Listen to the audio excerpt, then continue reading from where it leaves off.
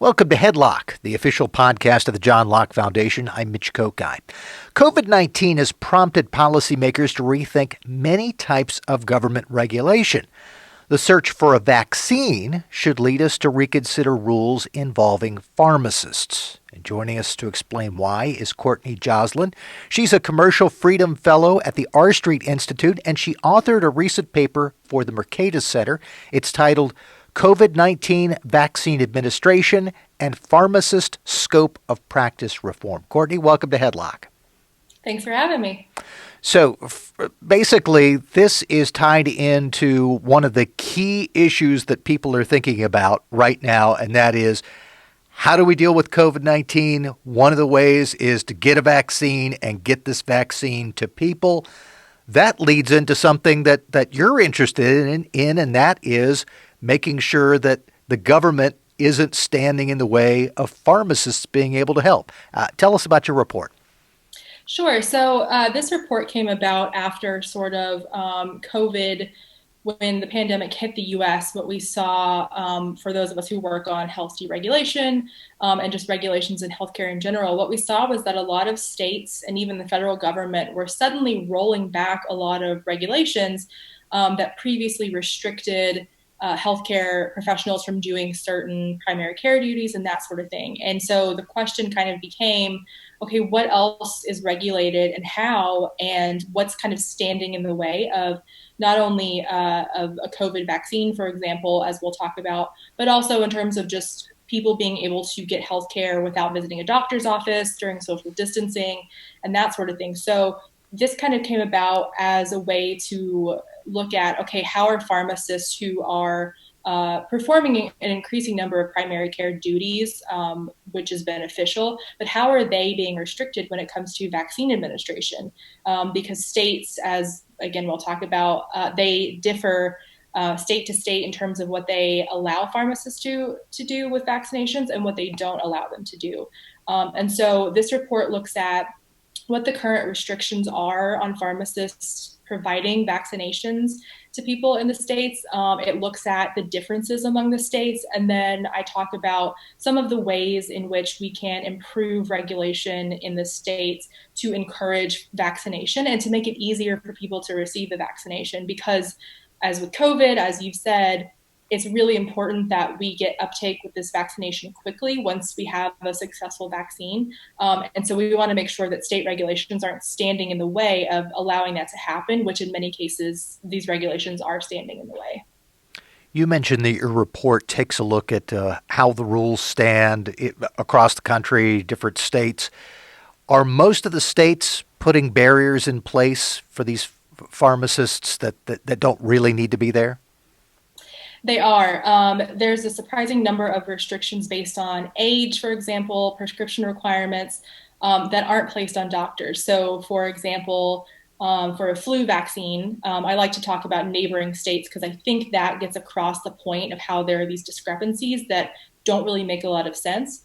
So, example, in North Carolina, for a flu vaccine, pharmacists are allowed to provide a vaccination or administer a vaccination to anyone in North Carolina who's 6 years old or older with a prescription. Now, if you are 10 years old or older, you don't have to have a prescription from a doctor. So they have this 6 to 10-year-old group that needs a prescription from a doctor before a pharmacist could administer a vaccine to them.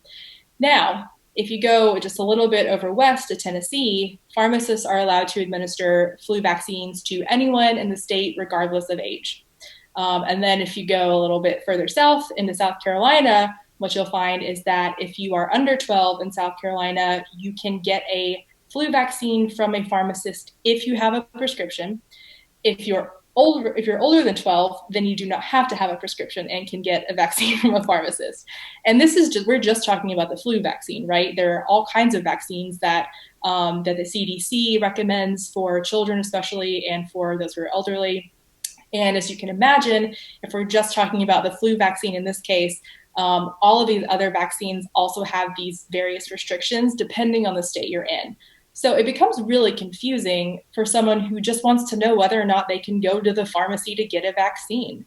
And this is especially emphasized during the time of COVID, right? Because people are a lot more wary about going to a doctor's office. They're also more wary about standing in line at a pharmacy. And so if you're not even sure you can go to your pharmacy and get a vaccine right then, you might not want to go at all. So it's discouraging people from receiving a vaccine if they're not even sure what the rules in their own state are. If you heard Courtney chuckle a little bit earlier, or if you're watching the video online and seeing that, I think that's because she could see me and the strange face I was making as she was talking about the various rules in different states and how that they interacted. Now, this, of course, what you were just talking about was of interest to us here in North Carolina. Do we see similar things with other neighboring states across the country where one state has a rule, the next state over has a rule that doesn't seem to have any correlation to the first state? You do. They truly differ from state to state. In the research I've done on it, it's not there aren't any trends in terms of like, the Southeast is worse than the Northeast or the West is worse than the Southwest. It's nothing like that. It really depends on the state, and they differ. The examples that I gave, for example, with North Carolina, Tennessee, and South Carolina, those types of weird differences in age are all across the country. States have age requirements on a lot of vaccines, but they don't correspond to what other states do. And so to me and other people working in healthcare regulation, that points to the fact that these aren't medically required restrictions. Otherwise, we would see a lot more uniformity across the country, but we don't. So that suggests that there's some overregulation at play when it comes to vaccine administration. We are chatting with Courtney Joslin, who is a Commercial Freedom Fellow at the R Street Institute and author of this report for the Mercatus Center with the scintillating title, COVID-19 Vaccine Administration and Pharmacist Scope of Practice Reform. And when we're talking about scope of practice, we're talking about the types of things that a pharmacist is able to do. You made a really key point, and that is that if these things were really medically necessary, we would see similar restrictions across the country, but some of the restrictions we're seeing seem to be somewhat arbitrary. Some of the people hearing us are going to say, wait a minute, this is health, this is important, and especially when we're talking about COVID-19 and a vaccine, we're going to want to make sure that this is done in proper order and that no one is taken advantage of or has worse healthcare outcomes because of the way this is done. What, in terms of the reforms that are being contemplated, what should be done to ensure that things are going to be playing out as they should health-wise and that we don't end up with something that's going to cause people problems?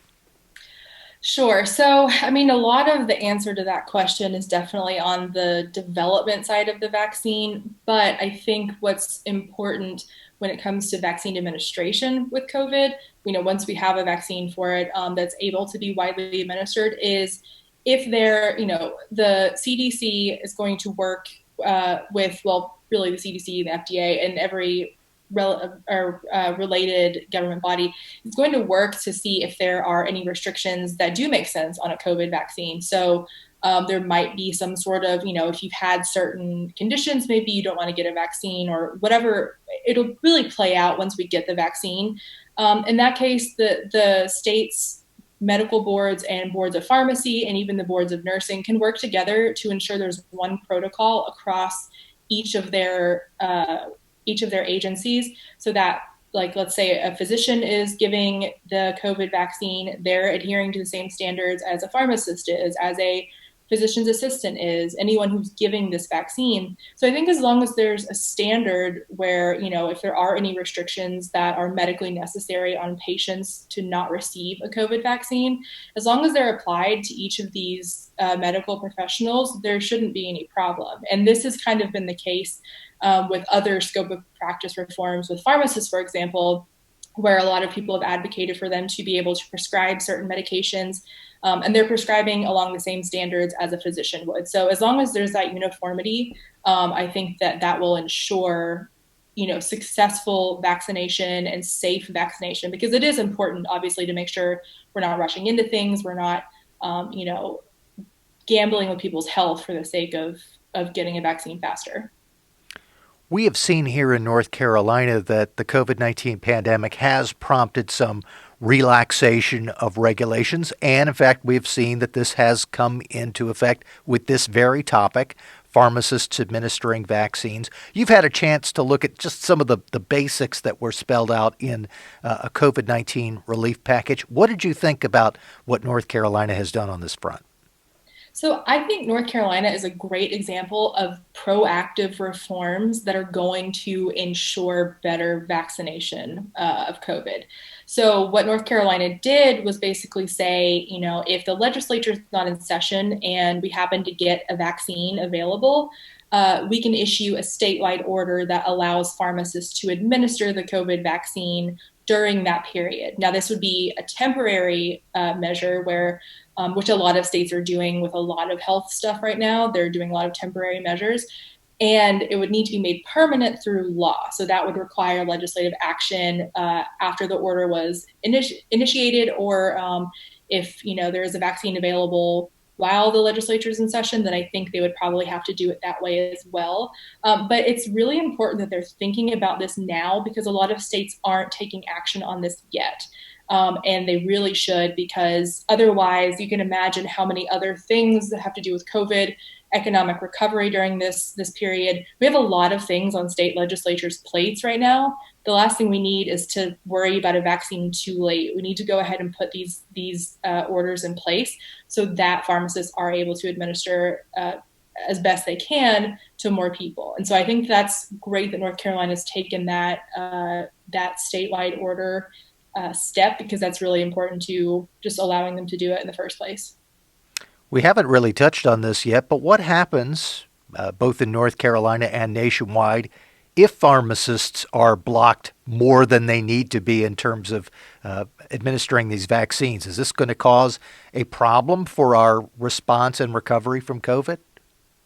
I think the answer is yes, and the reasons why is based on vaccination rates in general for certain states prior to COVID. So as I'm sure many listeners have heard stories, right, in recent years, there have been sort of these weird surges of vaccine preventable diseases that have popped up in pockets in various states. And so we've seen like measles come back in some cases. And so basically what the government has sort of reason for why that's happened is, well, we're not vaccinated at the rates we want to be vaccinated at. And so that's another reason why we were curious to see, okay, what restrictions are in place for getting a vaccine. And so, the outcome, if pharmacists aren't able to provide these vaccines as easily and as swiftly as possible, you're going to see COVID linger. You're going to not get to herd immunity levels. We're going to see more people get sick, and really all because of an onerous regulation that's not necessary. In the grand scheme of things, both with COVID and beyond, should we be looking at ways to make sure that pharmacists aren't blocked by regulations that don't seem to have any tie to a health or safety need? Absolutely, we should. In fact, and then this is another reason why I think advocates for limited government are supportive of this. The federal government actually said recently there's been a dip in childhood vaccination rates because of COVID, because people aren't going to the doctor as much. And they issued this temporary order that sort of preempts state restrictions on pharmacists administering vaccines. And they basically said, okay, for these like childhood vaccines, pharmacists can administer them in the states. And again, that's temporary and that overrides these state restrictions. But the fact that we were so easily able to say, you know what, let's do away with these regulations because they're not doing us any good right now, means that there's probably a chance in there to make these reforms more permanent. And so allowing pharmacists to to administer vaccinations from the get-go is a good way to ensure efficient uptake. Once again, the report is titled COVID-19 Vaccine Administration and Pharmacist Scope of Practice Reform. It is written for the Mercatus Center at George Mason University. Its author, Courtney Joslin, she is Commercial Freedom Fellow at the R Street Institute. Thanks so much for explaining your work for us today. Thanks so much, Mitch. Enjoyed it. And we hope that you will join us again soon for another edition of HeadLocke.